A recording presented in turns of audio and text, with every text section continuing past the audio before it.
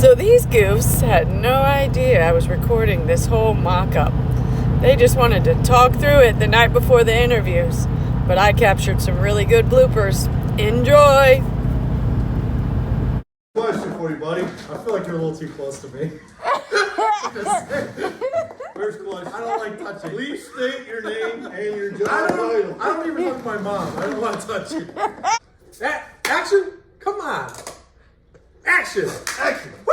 Alright, how's it going? Travis, American Race Cars. Do a little one-on-one interview with, I'm gonna let him introduce himself. I'm gonna tell a little story real quick before he does, though. Harley wants to be in the picture. He hears the camera. I swear. What are you doing? So anyway, I was kind of stalking this guy on Facebook a little bit, and that's weird. yeah, no, she always said stalking. Well, the crazy part is I appreciate great work. So like when I saw some of the pictures, we kind of knew some of the same people. I thought, man, he does a really nice job. So looking at his stuff and following him through, and so one day I just said, you know what the hell, I'm gonna give him a call. I called him up, and he was nice enough to answer, and he came out, and we talked. It's crazy, I've known him a little over a year now. I swear we're like brothers since... Separated at birth or something. Yeah, like it's that. crazy. Like we're like teenagers together, or I mean, it's We're, just... we're very similar, and we just got along instantly. So. Yeah, like there's never a problem. There's always a solution. So, and the crazy part is when we do it together, it's almost like it's better than what we even thought it would start out to be. So anyway, I'm gonna let him introduce himself. And I'm Jason Burns. I'm the door car. What am I? Door car Extraordinaire. Extraordinaire. Extraordinaire. Yeah. That's what Or specialist, whatever you want to say. Specialist. But I try not to call you special. You get mad with me. right, yeah. Extraordinaire is a little. We'll go with extraordinary. Yeah. If it's got doors, I'm the guy that's going to work on it. You know. The Roadster doesn't really have doors, but he's working on that. Yeah. We'll consider it a semi-door. Right. Semi-door. But I'll do anything, you know. Yeah, I'm never said no. You know? I mean, if we need help on the dragster chassis up or assembling one or bleeding brakes, it doesn't matter. Jason's always there to jump in and wants to do it and happy to do it. Yep. Happy to do it. All right, what'd you do before you started here? And you can go back as far as you want. Tell me about like what got you into cars and like basically anything. Give me some history. I mean, as far as work goes, I was a paint and body guy for many years, and like the meat, like outside of paint and body, I was always doing chassis work, like welding, fabricating, on the side, you know. And Do you have a small shop at your house, or? I actually, the body shop I worked in, the guy rented me out a day to do fabrication work. Nice. And the whole time I'm doing paint and body work, I'm absolutely miserable, you know. And then, you know, at 5 o'clock, I jump over to the fabrication side, and I'm just loving life, you know. Right. And it finally got to the point about 5 years ago. I was like, screw it, I'm done with this paint and body stuff. It just never worked out for me, and I'm like, I'm gonna get into the fabrication thing. So then I decided, you know, I went all in, building race cars. Well, when you start off, you're not building race cars. You're doing the work, the wheelie bars, anti-rolls, updates. You know, you gotta. That's what I consider paying your dues, because you know you're just not gonna. You just can't wake up one morning and say I'm gonna build a chassis. You know, Right. and you know I think you got to pay your dues. I'm big into that. And If you watch a Tim McCamus video, you could. Right.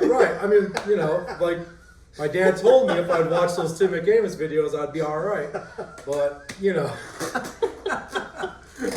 which I do watch them; they're pretty good. You know, I do too. Thanks, so you know, I was doing that and got out of the body shop, got my own shop.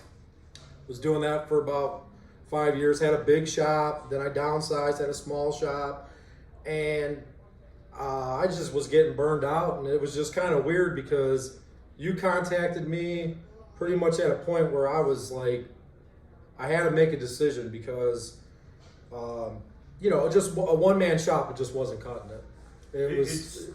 Sometimes it's great being by yourself in the shop, but other times you really need that other person to bounce stuff off of. And yeah, like here, I think everyone here has their specialty, and we all get along so good, and they're all special in every part we do. So it's cool because you got so much knowledge floating around. Right, yeah. I mean, this is like a great environment because I can pretty much ask anybody. If I have like instead of me having to figure out everything on my own, I could go to you, go to Bill, go to Logan, whatever, and bounce ideas off. And I have to actually, like, sometimes I have to step back and I'm like, wow, those are good ideas. Like, I'm just so used to working by myself. Yeah. It's weird, but I do listen to you guys, and a lot of times I implement your ideas, you know, and that's what I really like, you know, because now I just work here and I'm just an employee, and I could, like, you know, I could just focus on building race cars, and that's what I'm good at. Yeah. And, you know, I never really wanted to have my own business. That's just part of the deal when you're, right. You know, you want to build race cars and you want to do it for yourself. Well, now you're a business owner, right. You know, right. And I'm not a good business owner. I mean, I'll be the first one to admit that I'm not a good business owner. Neither am I. If I don't, I'd probably be on the streets, homeless somewhere, right? Yeah. So you contact me, and I'm like, well, I'm definitely gonna come out here and check this place out, and you know, that's how that all worked out. Now, so you took me out to dinner, got me drunk, and then I was like, it seems like fuck it, let's go. It seems like a good place to go. That's when I realized I didn't eat steak. And I don't think you guys knew that I was pretty much out of business anyways. So my options were like, hey, well, you know, let's do this. As far as me getting into cars, you know, it started off real young. I was lucky when I was 4 years old, because the street I lived on, top of the street, there was a guy, and I'd be on the front yard on my big wheel or whatever like that, and I would hear a loud car start up, and I'd be like, man, what's going on up there, you know? And I'd see a car come up, but I was 4 years old. I didn't know what's going on, you know? Right. But then my dad, the one day, he was like, come on, let's go up there, because he knew the guy, you know? Right. And it was this guy, Butch Vanoy, and I don't know what he was building, you know, because like I said, I was 4 years old, but I see 2 pieces of tubing on jack stands and a body, and, you know, now I know what he was doing. Right, he was building a Vega, you know, like a super gas Vega or something. Right. I sat inside of it on a milk crate, you know what I Yeah. mean? Because it was just two pieces of tubing, you know? Right. But I was like, whoa, this is cool. And because those are, and Butch Vanoy was a machinist by trade, and then he'd build race cars out of his garage, you know? Right. And to me, those were the people that I was just amazed with. I'm not, you know, a brain surgeon, a politician, whatever. Yeah. That don't do nothing for me. Right. Like, I thought a machinist was like a guy that could go and operate a machine and take a chunk of metal and whittle something out. Like, that's amazing to me. Right. You know, so I was hooked. I know I'm getting long-winded here. No, you're fine. It's but great. this is like how it all, like, so. Right. So fast forward, I mean, we moved off of that street, and, you know, time's going by, and then for some reason, my dad was like, let's go to Norwalk. So he takes me to Norwalk for the first time, and it was the IHRA national event, which, if anybody remembers that at Norwalk, that was badass. That was like, it was, for your first drag race to go to, Yep. that was like, I was like, holy crap. And I think I was like 12 or 13, somewhere right around there. I was 22. And I remember seeing the top sportsman cars, or I'm pretty sure Pro Mod. I don't know if Pro Mod was like. I think it was Top Sportsman. So Top Sportsman, Yep. and I was just like, man, this is it. Insane. This is it, you know. Yep. And so, but see, the one thing is like when I look at those cars, and what I always liked about those cars those were pro built cars. You know, most of them are old pro stock cars or something like that, and you know, you're looking at a professionally built car, no junk, you know? Right. And so I always saw that. And I always, in my mind, at that young age, I was like, that's how a car's supposed to be built. Yep. So when I look at anything, I go around and I look at, you know, if it ain't like that car was, it's junk, you know? So that's just like, and I always knew, like, when I got into this, if I can't produce something like what I saw, you know, then I ain't gonna do it, Right. you know? Right. Because, like, for me, you know, number one thing is to build a safe car. Yeah. You know, They'll.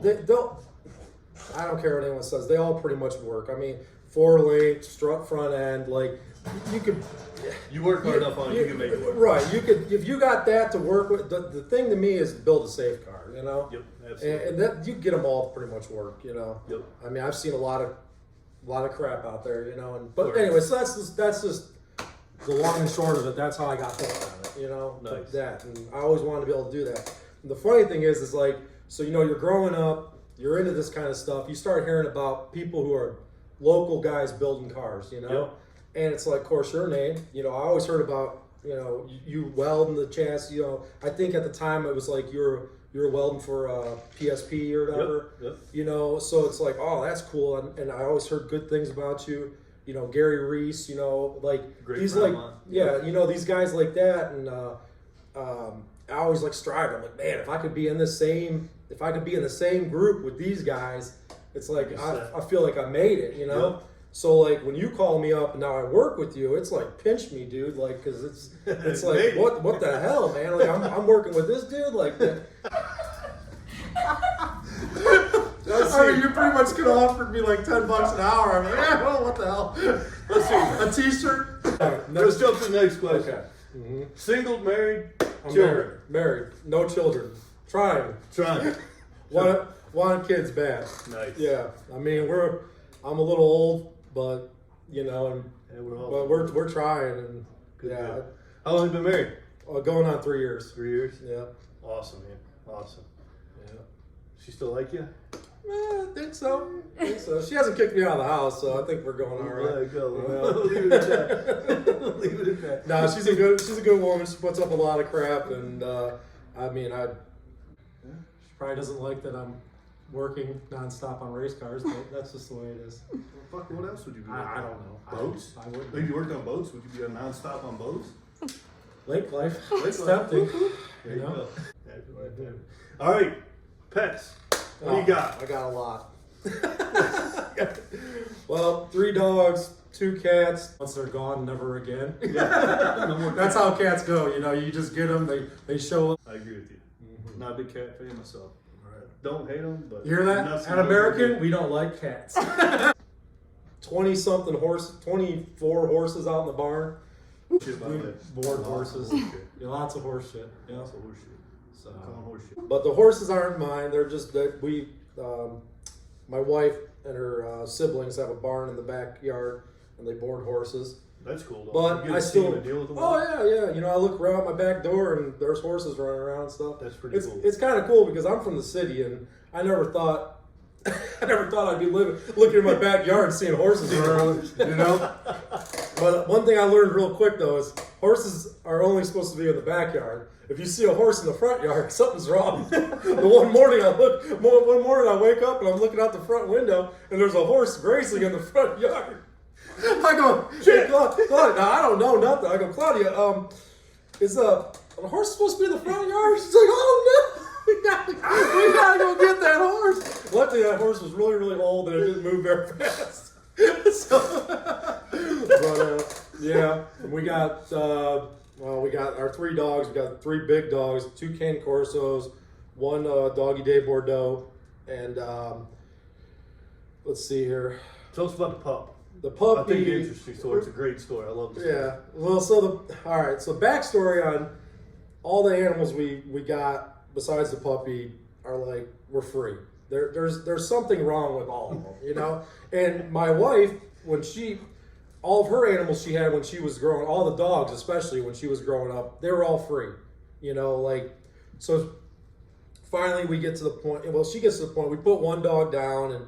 She was really tore up about that. She's like, you know what? I'm gonna buy a dog. I'm actually gonna spend money and get exactly what I want, right? You know. So and if you knew my wife, she talks herself out of everything, and so she's like, I don't know if I should do this, like, because she never wants to spend money. And I'm like, no, just get the darn dog, you know. Right. Well, I'm thinking we're gonna go down to. I mean, there's a local cane corso breeder, Yep. you know. I'm thinking, yeah, we'll go down there and get the dog, you know, whatever. Well, next thing you know, she's like, hey, what do you think about going to Romania to get a dog? I'm like, well, I ain't going to Romania, but I mean, like, look into shipping it or something like that, you know? So thousands of dollars later, you know, You got a Romanian we dog. got a Romanian dog that is just beautiful. I mean, Yeah. he's well worth the money. But, you know, so she got her dog. You Awesome, know? man. Yep. All right, next question. What's your favorite part about American race cars. Favorite part? Yeah. Want to read that? Should I pause in between that? I'll let you. There's Go ahead. 3 questions in there. No. What is your most favorite thing about the brand? The American brand. race cars, the shop. So like, there's 3 there. I think I like it all. I mean, I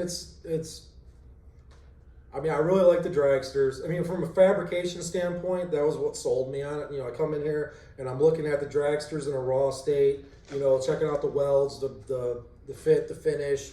And I'm like, man, these dudes are building these dragsters like I want to build door cars, you know? And Right. and so I love that. I mean, I 100% feel like we build the best dragsters out there. We build the best.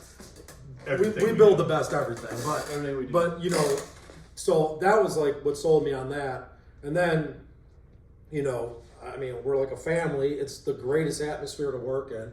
I mean, it's just amazing, like just how everyone gets along and really feel like, you know, like everyone cares for each other, you know? Right. Like you're not just a number, you know, you're not just... Even a bad day is a good day. Yeah, right, exactly. So... What's this I hear about you starting some kind of gang? Oh, yeah. Well, that was pretty exciting because, so PRI show, I wasn't even here for a year. You guys decided like, well, hey, why don't you build a car for PRI? No stress, no big deal. You know? You said you were good under pressure. No, I said I need to be under pressure to get anything done. I'm not good under pressure. It's just I need to be motivated. You know, You were. I was extremely motivated. Yeah. So, you know, we get out there and we're having a good time, and one of the guys that was with us was underage, so he couldn't get in any bars, and we kind of got stuck with them, you know, like not in a bad way, but just stuck with them. And they got them scooters out there, you know, that you could rent, and I mean, we got a little scooter gang together, you know. I mean, and I may have named it the Scooter Cuties, but you know, everybody wasn't really feeling that name at first, but then they grow to like it, you know. Yeah, I heard stories about him yelling it going down the road. I was. The next day I kind of heard. I heard some stories. So Right, I'm sure it was pretty good. Well, just because he was underage, I might have been a little drunk. All right, Shelly says, let's get to some questions. Oh God. Here they go. Random. Oh boy. Everybody said it's a pretty simple one so far, so Don't be scared. you want to pick it? I'll read it. You could just pick it. That's Just pick it. Here we go. All right. How many do we got to do with these? 5. 5. Oh boy. Favorite race car driver? Favorite race. It could be any kind of race. It don't have to be drag. Man, I got so many. Oh. Man, you probably laugh at me, but honestly, I think right now, today, Eric Enders. Oh. Sorry. Sorry. Mom squeeze it. Girl power. Try that bitch back. Can't help it. I like her. I used to not like her, but I like her now. I don't know. She's good. Perfect. I like what I like. That's what I like. You know? Question number 2. What's your favorite food? This is an interesting one. I like all food. Travis, you know I like to eat. We all like to. We don't miss lunch around here. No, we don't. You know? Shut it up.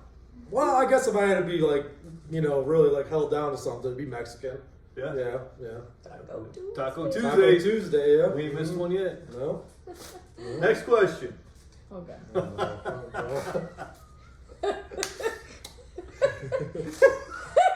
You got me all red. I'm looking like a tomato over here. Here you go.